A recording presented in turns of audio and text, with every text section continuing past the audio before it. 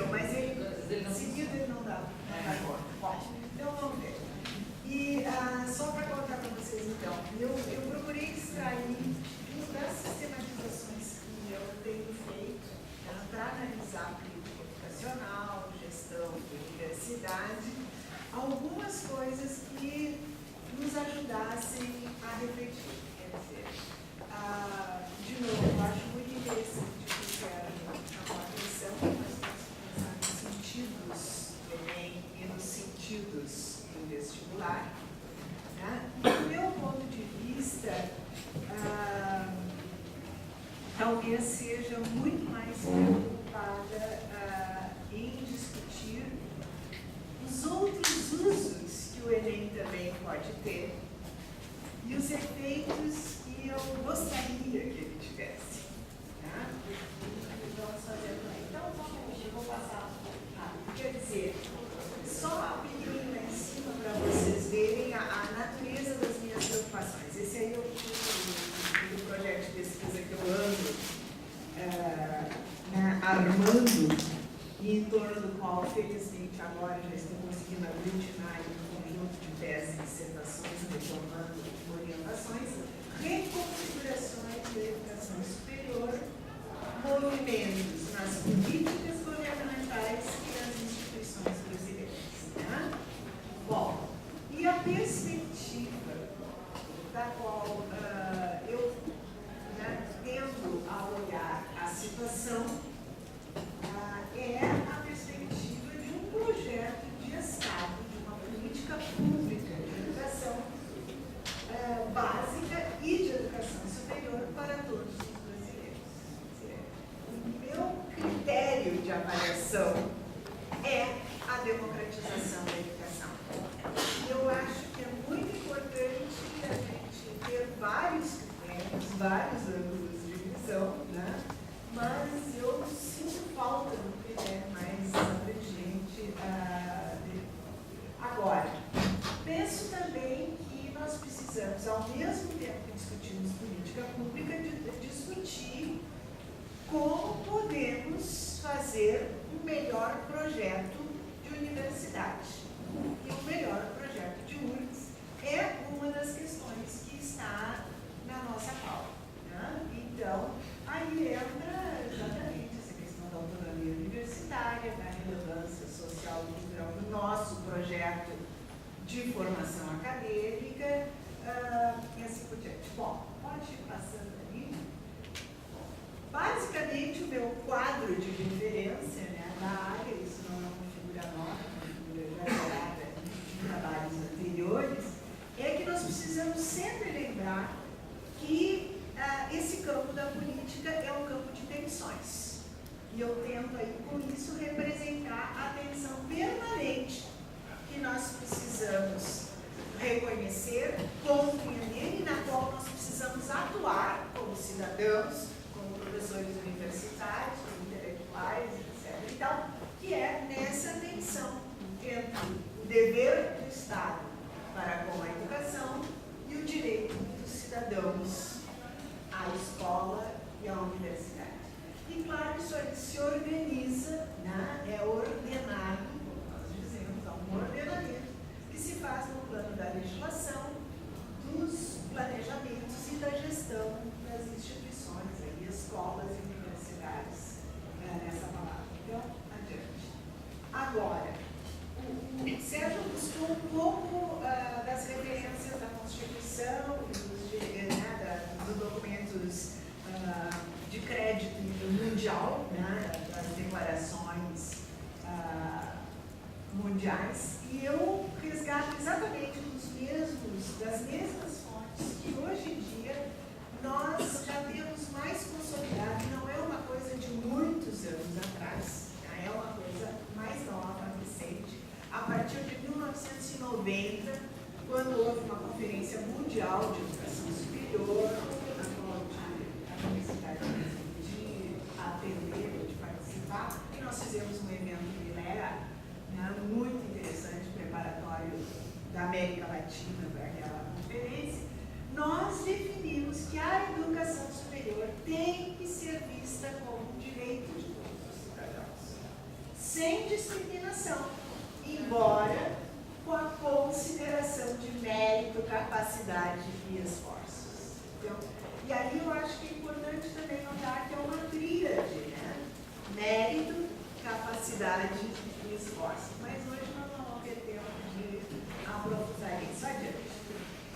Em relação ao dever, tá? A questão do dever do Estado, nós temos defendido que esta foi a grande expressão de disputa, tanto na Conferência Mundial de Educação Superior, na Unesco, na Arena de 1990, quanto na do ano 2000, dos anos 2000, na 2010, inclusive nós tivemos uma reedição disso, é a noção de que a educação superior é um bem público.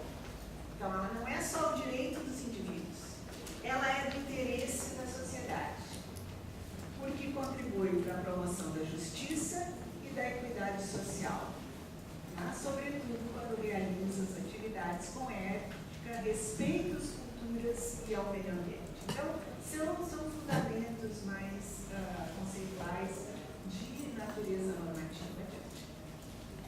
Bom, na Política Nacional de Educação, nós estamos em plena semana em que é retomada a discussão do Plano Nacional de Educação para os próximos 10 anos. Né? Nós temos aí três, né, tentando sumarizar, ousando sumarizar, três grandes temas, né, que precisam ser colocados de uma forma orquestrada, concertada, né, com ser. Então, a superação das desigualdades, né, que alguns chamam de inclusão educacional, mas principalmente ela se transforma em política pública quando nós conseguimos ter metas de superação das desigualdades, o respeito à diversidade, e aí esse ponto que enfatiza, né, o Fischer, é tema, é uma preocupação nossa, então é um critério importante, quer dizer, não é só para todos, mas é reconhecendo as peculiaridades, os interesses, digamos, diversos, e a noção de gestão democrática da política pública e das instituições de ensino, que, de novo, vai englobar esse tema da autonomia da universidade, da centralização do MEC, de quem é que participa nessas definições, quais são as posições, etc. e tal. Bom, só para situar uma das 20 metas do Plano Nacional de Educação que mais nos implica em todo o plano. A meta de colocar na educação superior brasileira 50% de taxa bruta e 1/3 dos jovens de 18 a 24 anos, assegurada a qualidade da oferta e a extensão para pelo menos 40% das novas matrículas no segmento público. Bem, então, nós também precisamos discutir, né, os sentidos de vestibular e outras provas de seleção, e eu concordo muito com o Sérgio, que nós não podemos simplificar ingresso na universidade numa prova única. Eu acho que essa é uma discussão importante para hoje, né, quando nós estamos aí discutindo uma meta como essa, a nossa responsabilidade, a nossa inserção e nos tornarmos cada vez mais uma universidade de excelência acadêmica, de referência, digamos, nos padrões mundiais de excelência acadêmica. Bom, só para mostrar alguns dados, porque eu não sei discutir política só com conceitos, tá? Vocês vejam aí, eu não preciso nem interpretar esse gráfico, né? Vocês vejam o crescimento que nós estamos conseguindo fazer de acesso à educação superior. Mas, olhem bem, quanto falta para chegar no 1/3 da população de 18 a 24 anos, que é o padrão da educação superior, ou 50% de taxa bruta, quer dizer, ter gente na educação superior que corresponde a 50% dos de 18 a 24 anos, mesmo contando os que são mais velhos. Tá? Adiante. Então, é muita coisa. E, principalmente, que eu acho importante chamar a atenção, é para nós vermos ainda a baixa taxa de acesso à educação superior que nós temos no nosso país. Tá? Nós estamos melhorando, sim, vocês veem aí, mas é uma taxa ainda muito aquém dessa meta e muito aquém dos países vizinhos aqui, ou do padrão, digamos, dos BRICS e outros países desenvolvidos. Tá? Adiante.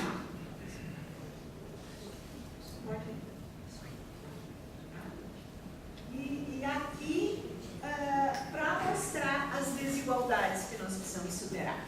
E eu quero enfatizar essa questão das desigualdades. Assim como nós temos a questão da diversidade cultural, que no conteúdo, né, da proposta, nós temos que dar conta de superar as desigualdades. Olhem as desigualdades regionais, vamos olhar só a coluna do 2011 lá, né? Que é o último dado de censo da educação superior que nós recém estamos coletando os dados de 2012. Tá? Vejam também a diferença de acesso por renda domiciliar per capita. Isso aí eu acho que é um dado ou de gênero, masculino e feminino, ou por cor. Tá?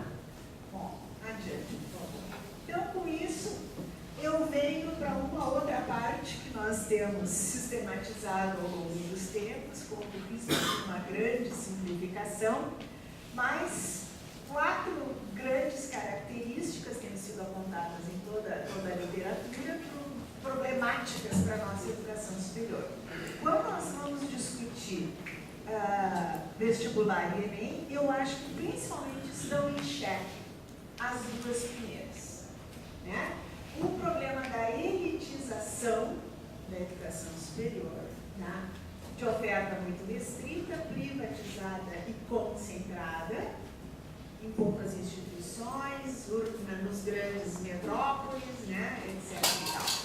E a precária capacidade regulatória ou de controlar e de fomentar a qualidade do Estado. Porque as regras e normas são difusas e confusas, a burocracia é cartorial, tá? Em detrimento da avaliação e da supervisão, nós temos normas, tá? Eu já vou mostrar em seguida como é que a gente está classificando uma política que se baseia em avaliação, que é o que está acontecendo, e o problema de centralização versus descentralização, que no mundo contemporâneo, isso é o outro lado da moeda, Fischer, eu concordo inteiramente com o teu alerta, né, de que há um processo de centralização. Só queria dizer assim, eu acho que tem que complexificar essa discussão, o que é o MEC, porque na verdade não é o MEC, são, né, as elites mais influentes, principalmente os veículos de comunicação do país, e alguns economistas e alguns outros intelectuais que conseguem falar nos ouvidos dos ministros, e a gente lá no Conselho Nacional de Educação sempre se sentiu ultrajado, se sente, né? Porque alguém vai lá e dá uma ideia, eles já saem no dia seguinte para a mídia e vamos fazer, e não conversam com quem está né, com a responsabilidade de ouvir estudando isso, debatendo com muito mais gente. Bom, mas, então eu queria chamar a atenção disso. Passa adiante, então, para só seguir. Dentre esses problemas, vocês vejam, também aparece de outra forma o problema da graduação longa e alta evasão, etc. Nós não vamos entrar aqui, mas assim mesmo currículos rigidamente pré-definidos, desatualizados, etc.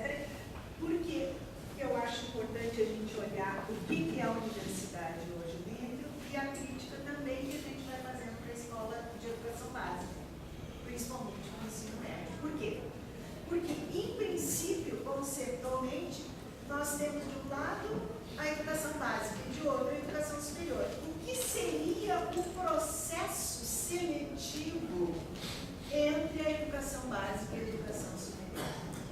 Ele tem que dialogar com os dois, tem que considerar os dois. E na realidade, a gente tem trabalhado um pouco nesse diálogo. Adiante, por favor.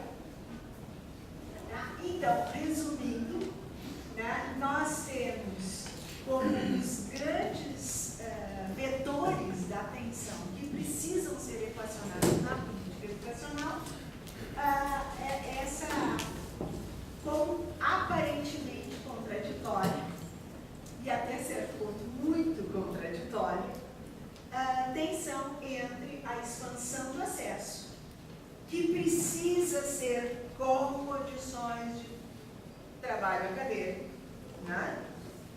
E a função do Estado regulador, que precisa garantir para a sociedade, que nós chamamos na literatura de asseguramento da qualidade, quality assurance, tá? A garantia da qualidade nos padrões, nos objetivos, para as finalidades, o tipo de qualidade que a sociedade, em cada tempo histórico, em cada território, né?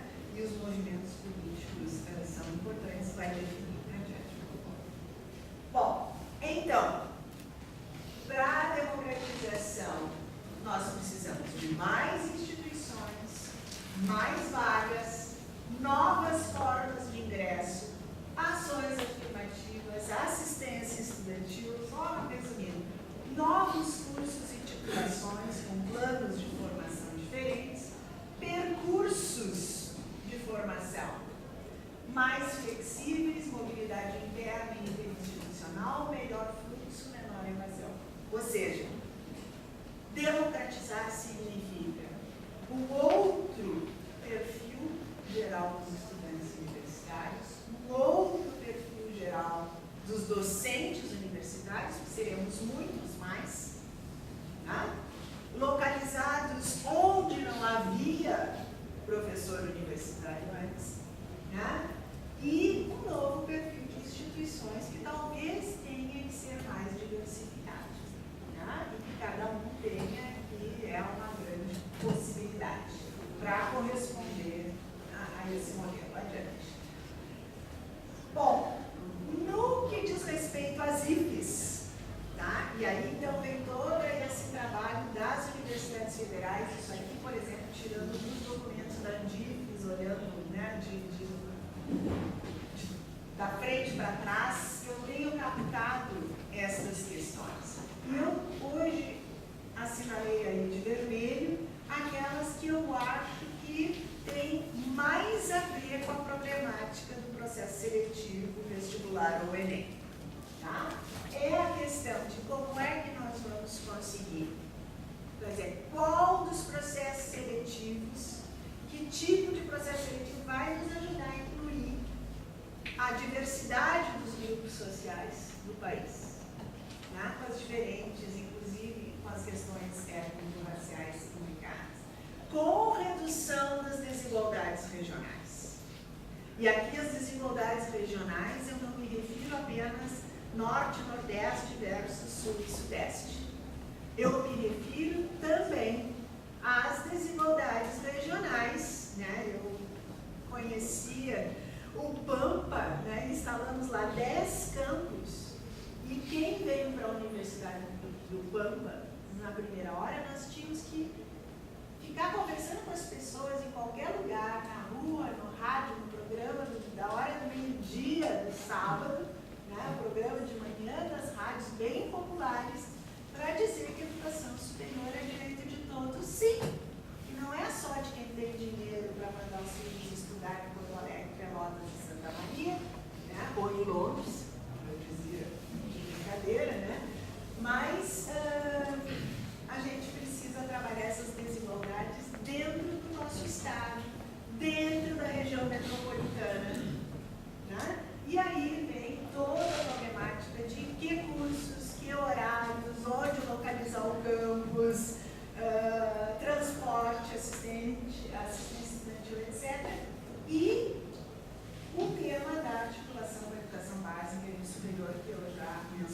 adiante, porque eu quero tematizar, mostrar para vocês que com toda essa coisa, nós estamos progredindo sim. Nós estamos avançando muito. Então, a educação superior, né? Agora, ainda é um sistema eminentemente privatizado. E o Brasil, tá? Não se dá conta, eu acho. Às vezes eu penso que nem dentro da URGS, nem dentro da minha sala de aula, no curso de pedagogia, aliás, eu tenho certeza disso, já é fato verificado, as pessoas não têm consciência de que elas naturalizam esta situação do Brasil de ter um sistema de educação superior tão privatizado. Isto não é normal, não é frequente, não é um modelo do mundo, não é um modelo da América Latina. Tá? O Brasil é um dos casos raros de predomínio do setor privado na educação. Tá? Bom, adiante, por favor. Por último, também na rede federal, conservadora, resistente, paquidérmica, né? A gente sabe como é difícil aqui na URGS conseguir criar um curso novo, aumentar as vagas e principalmente reter os alunos.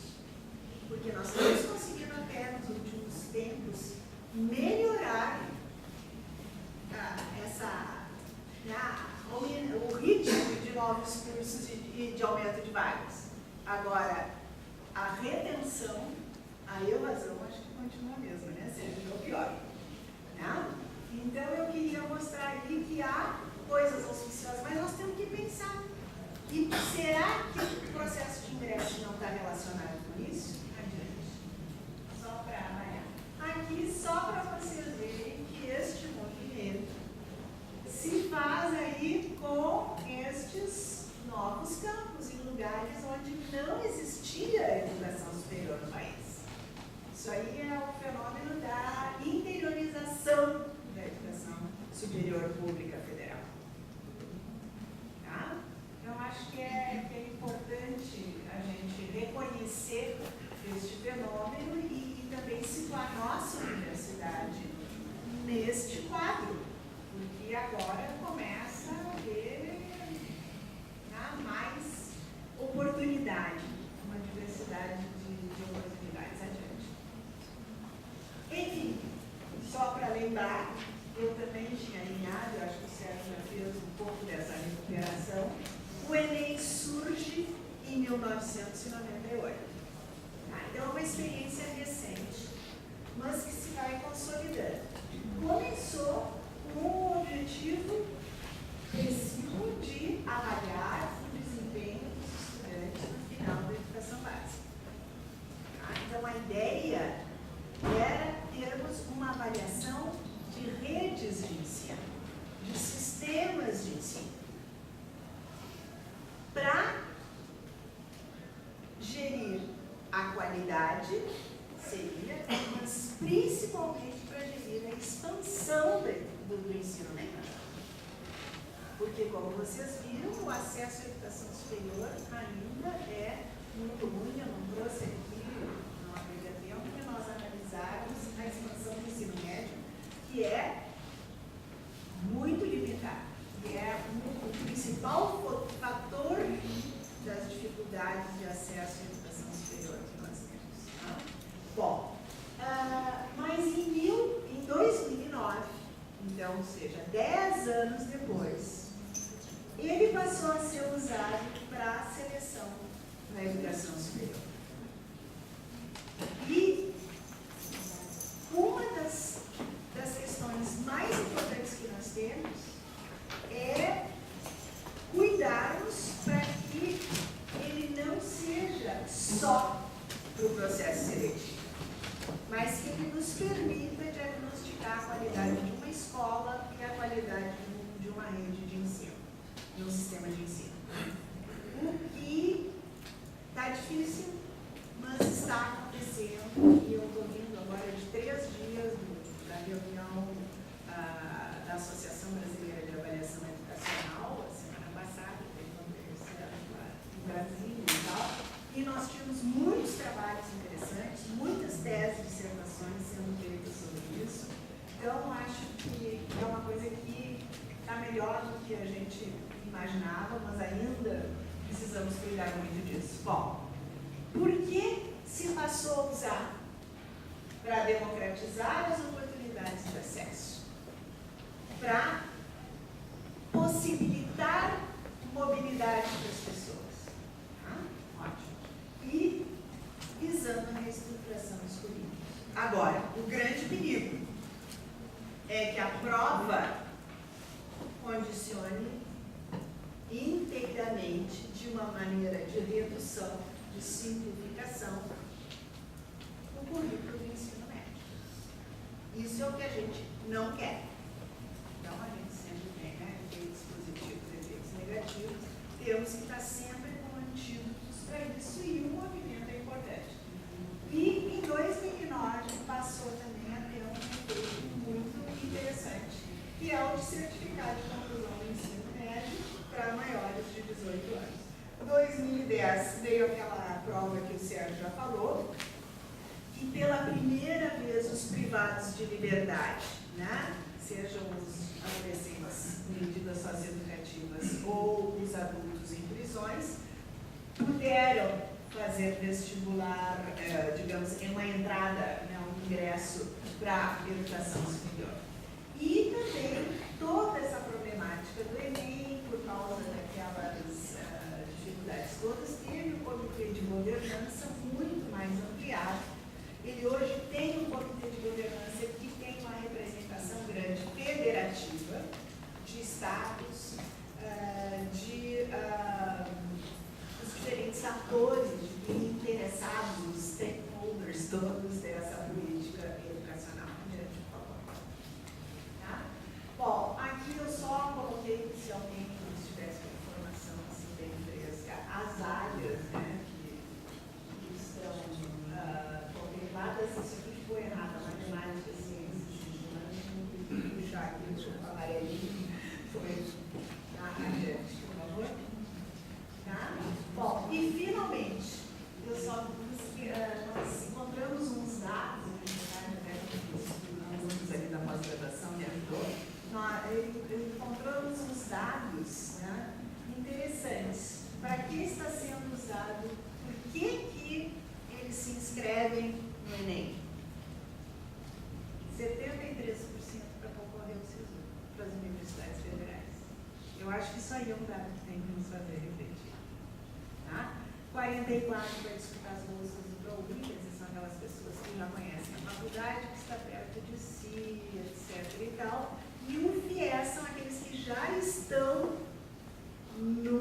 na faculdade privada, não são de família de renda baixa, baixíssima, que possam ser incluídos no ProUni, tá? Eles estão já num extrato socioeconômico acima do ProUni. Agora vocês vejam, 44% dizendo que está fazendo o Enem para poder concorrer a uma bolsa do ProUni, significa que eles são oriundos das famílias que estão enquadradas naquele extrato. E isto é muito importante para a democratização das oportunidades de acesso. Tá? 7 milhões de inscritos, gente. Isso é uma marca desse ano, né? Altíssima. 24% a mais do que em 2012. O maior crescimento, olhem ali, a taxa de crescimento nos estados, digamos, com baixo nível de desenvolvimento educacional. E só para corroborar os números lá de cima, 5 milhões dos 7 milhões não pagaram a taxa. São alunos de escola pública ou em escolas privadas que comprovaram as famílias de baixíssima renda. Tá? Bem, eu já... Só para terminar aqui, eu já esgotei meu tempo, no sinal, mas eu queria comentar realmente a grande preocupação que a gente tem, não só com o Enem, né? E eu me posiciono absolutamente clara na defesa do Enem para acesso, como prova de acesso nas universidades federais. Eu acho que pela natureza das nossas instituições nós precisamos. Agora, podemos e devemos e temos competência, só não temos, né, nos organizado para usar outros tipos de avaliações por outros instrumentos, com outros critérios, como diagnóstico das condições de entrada. E isso eu acho muito importante. Né? Bom, o que significa larga escala? Significa de alta abrangência. E pelos números que eu acabei de dizer, não há dúvida de que o Enem é uma prova de larga escala. Só que o conceito da literatura diz high stakes. High stakes não é de amplitude. Quer dizer, é uma prova em que muita coisa está em jogo. De alto risco, de alta aposta. Né? Porque vale tudo para essas pessoas. É entrar ou não entrar. Né? Eu digo, bem, quantas pessoas e onde estão as pessoas que têm condições de vir fazer vestibular na URGS? Tá? Se eu não tenho nenhum parente que more em Porto Alegre, e se a minha família não tiver muito dinheiro para vir mais alguém me acompanhar e me hospedar num hotel, etc. e tal, como é que vem um jovem de 17 anos, sozinho para Porto Alegre, né? Uma passagem de R$100, se hospedar onde, etc. e tal. Ou nós continuarmos com o vestibular, nós temos que ter medidas urgentes de pensar vestibular aonde, vestibular de que forma, para poder permitir o acesso e igualdade de condições a todos os brasileiros. Tá? Bom, nós temos classificado, isso que eu disse que eu ia dizer, que esta é uma política pública de educação pós-burocrática.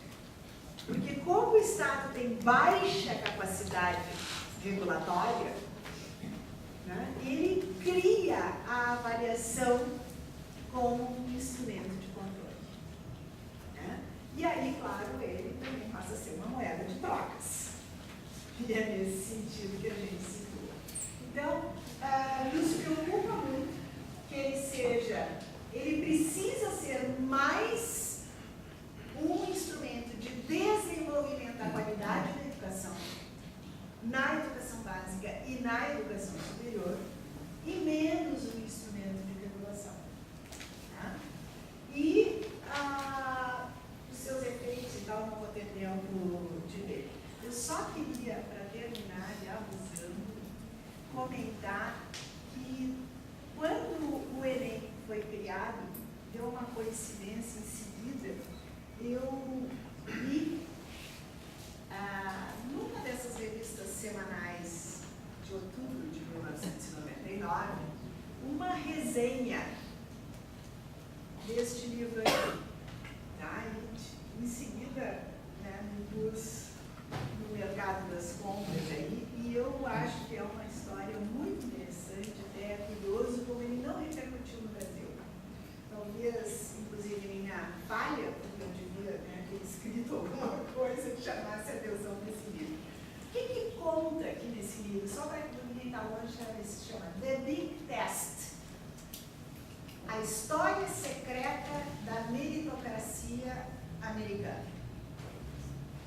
O que conta? É um livro de um jornalista investigativo, que ganhou prêmios, etc. E ele conta de onde surgiu a ideia do SAT, que é a base do Enem de todos os exames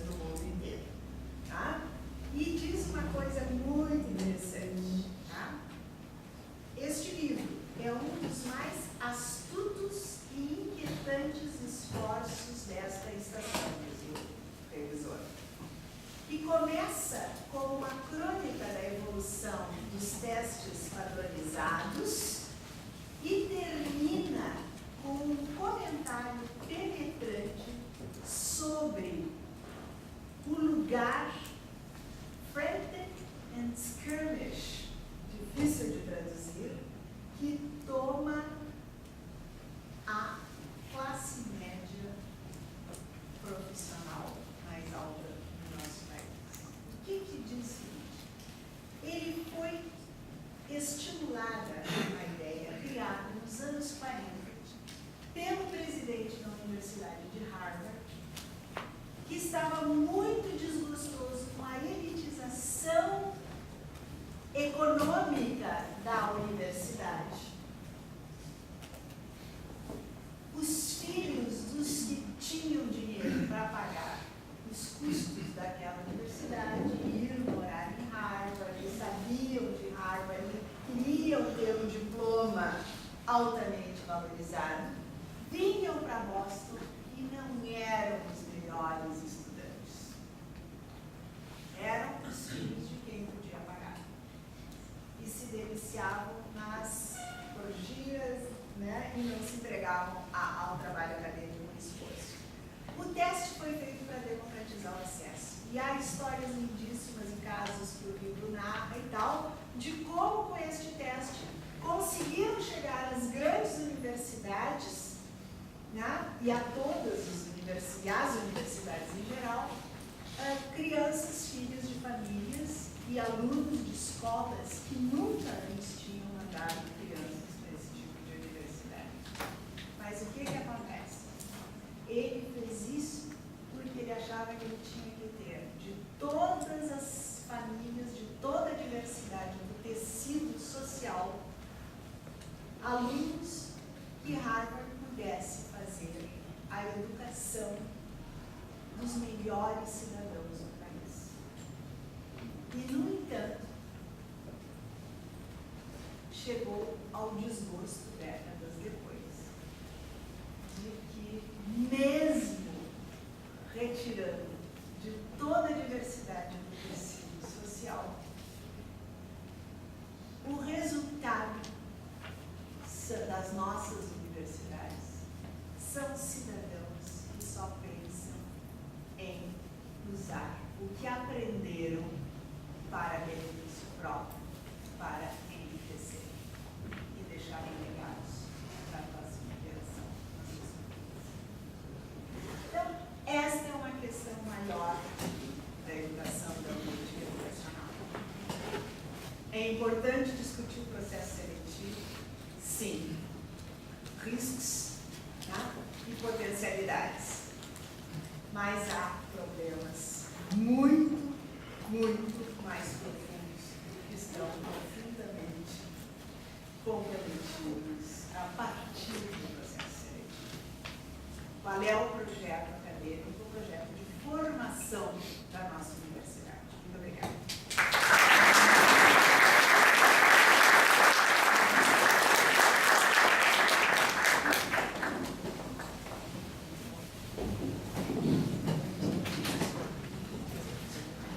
Eu gostaria de fazer um agradecimento público ao professor Fernando Becker, que foi quem foi até a minha sala e provocou a parceria. O professor Fernando Becker, hoje ele não está aqui, mas grande assíduo dos debates Zilé, e disse: a gente tem que levar os debates Zilé para a Faculdade de Educação. E estamos aqui, eu estou muito feliz e que bom que o colega provocou e que o professor Zé Vicente aceitou e a gente está nessa parceria. Bom, não, estamos jogando juntos. Bom, então, abrimos imediatamente para as questões. Então, professor Carlos Alexandre, e daí vamos ver outras pessoas, já vão se inscrevendo. Professor Juca.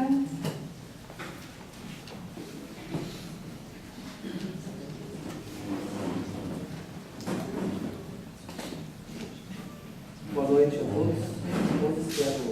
Não é uma questão, mas um comentário. Certamente quero agradecer e parabenizar o professor Zé Vicente pela promoção, né? Dinamizando não só a ideia, mas a universidade como toda. A professora Simone nos receber a atividade, os colegas que participaram da mesa, contribuíram, o colega Cícero, o Sérgio, o professor Fischer. Eu perdi alguns minutos do Sérgio, desculpa, né? Mas como trabalhamos juntos, imagino que ele tenha dito antes. É difícil discordar de qualquer um dos pontos, qualquer um dos temas que foi colocado, né? Está se discutindo como foco, né, a questão do vestibular e o Enem, ou seja, formas de ingresso à universidade, mas acaba se discutindo a universidade como um todo, não é? Inclusive o papel social da universidade e como formamos os nossos estudantes. Mas eu quero, nesse comentário, talvez fazer 2 esclarecimentos, talvez essa não seja a melhor palavra, mas dizer que a universidade, ela entrou nessa discussão do SISU, né? Nós não estamos discutindo o Enem. A universidade já aderiu, já usa o Enem como argumento, né, como 10ª nota do vestibular, já faz um tempo, né? E continuará usando, não é isso que está em discussão. Está em discussão é se vamos usar o SISU e em que percentual e quando. Né? Então a universidade já utiliza o Enem. A universidade não tem nenhuma pressão externa, né? Tem sido usada uma frase do ministro de que o Ministério aguarda a URGS no SISU. Né? Eu, se fosse ministro, tinha a mesma coisa. Né? Por que eu não vou... Se tem um sistema que coloca os alunos nas universidades federais, por que a melhor universidade do país não vai estar nesse sistema? Tem lógica? Serve para os outros, mas não para a universidade que teve a melhor pontuação em 2012. Não sei se vai continuar em 2013, em 2012, mas assim, mas nunca vai estar longe desse grupo de 3, 4 melhores universidades do Brasil. Né? Então a universidade entrou voluntariamente nessa discussão. Né? Essa é uma discussão que envolve toda a nossa concepção de ingresso. Não é uma crítica de maneira nenhuma ao vestibular. Eu acho que o vestibular é o melhor vestibular que nós podemos ter.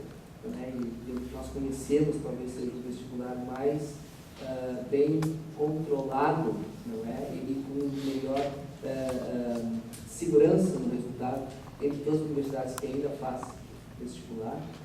Então, o Enem, o SISU, entra nessa dinâmica de que a universidade ela compõe um sistema.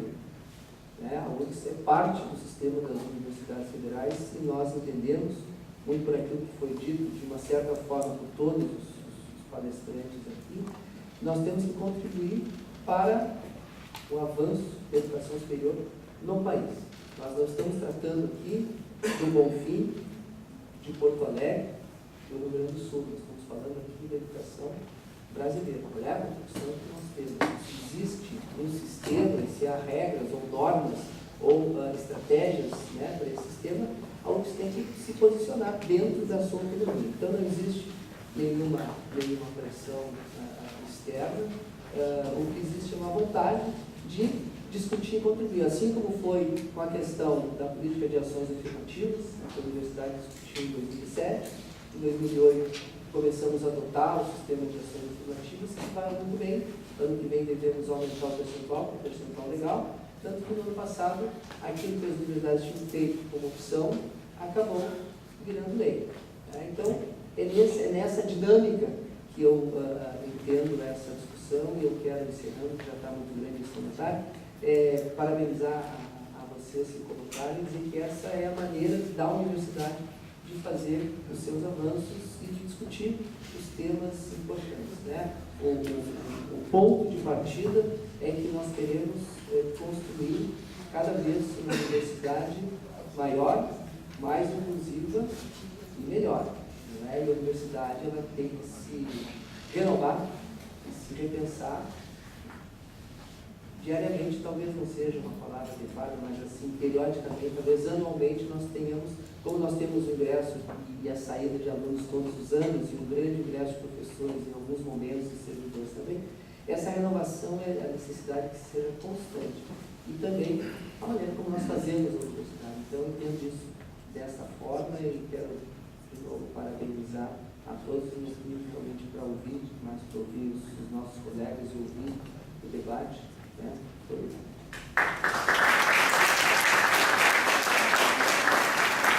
Professor Juca, e a ideia é, vamos ver, o colega lá de trás que não sei o nome, daí pode ir chegando, não sei mais inscrições, que a ideia é a gente fazer um conjunto que, como comentário do professor Carlos Alexandre foi mais um comentário, não uma pergunta. A ideia é a gente fazer um bloco e aí a mesa responde, né? Tá bem. Boa noite a todos e todas. Parabenizar também o debate. A universidade é um espaço para a gente expor ideias, inclusive, no nosso caso aqui, uma questão até de gestão, antes da universidade pinar para aderir mais ou menos ao SISU, por exemplo, né? Esta é uma decisão real, né? Não é aderir ao Enem, é fato, né? Mas o SISU, que ele significa a gente debater com a comunidade minimamente que está em jogo. Acho sintomático dos nossos tempos a gente debater isso, né? Vestibular e Enem como ponta de lança. E não é aqui a URGS nossa, né? A sociedade está discutindo isso, né? O Enem é discutido. Quando os dados são apresentados, mas dados frios, né, parece que não batem muito na gente. É um país que passa vexame em termos de acesso ao ensino superior para qualquer vizinho nosso. Vexame. Muito pouca gente neste país entra no ensino superior. E isso não vem ao debate. Né? Ou vem a debate pequeno. Aqui nessa mesa até parece, né?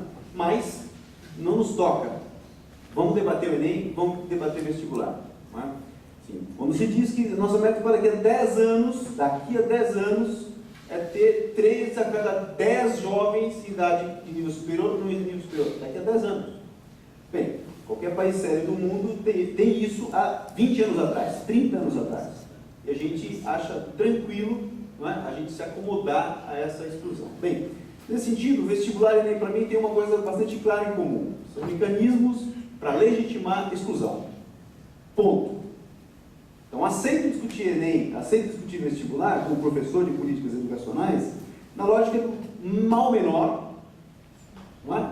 Ou, se preferirem, aí, do mal necessário. Nessa linha, acho que aceito. Não é? Agora, não mais do que isso. Numa universidade, não dá para falar, não, Enem ou vestibular são justos, são dignos, numa sociedade digna e democrática. Acho que não. Acho que não cabe, acho que não dá. Né? E aí sim, nossos amigos, irmãos uruguaios, argentinos,